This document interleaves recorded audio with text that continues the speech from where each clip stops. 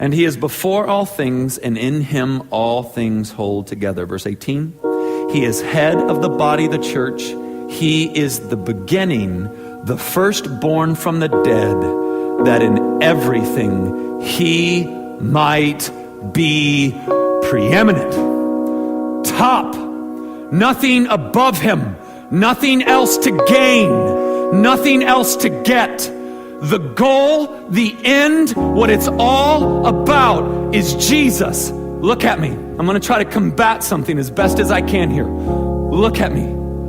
Following Jesus is not going to make you wealthy. Following Jesus does not guarantee that you're going to be healthy. The message of Scripture and the gospel of Christ is not that in following him everything goes right, but that he is enough no matter what happens. That's the message of the gospel. Not that everything's going to be okay. And it's maddening to me that the prosperity gospel is so unbelievably popular among people who then have to completely disregard Scripture as well as Christian history. Every apostle in the Bible dies bad. I mean bad. They don't like stumble in the street and get run over by a car. They get beheaded. They get crucified upside down. They get boiled in oil. They die poor. And they're slaughtered. Spurgeon, the prince of preachers, struggles with depression his whole life and then dies.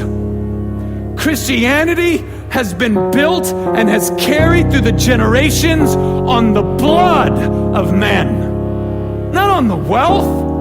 This is an absurd idea that would make Christ not preeminent, but what he could give you. That is not Christianity.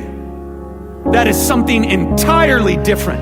And it's heresy that would have got you burned alive 200 years ago.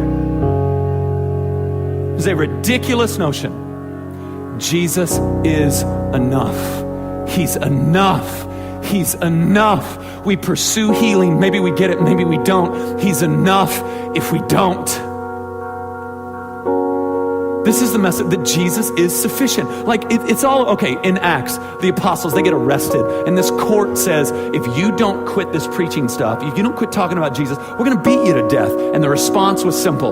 Do what you think is right. As for us, we cannot help but speaking about what we have seen and heard. And they beat the mess out of them and released them. And they did what?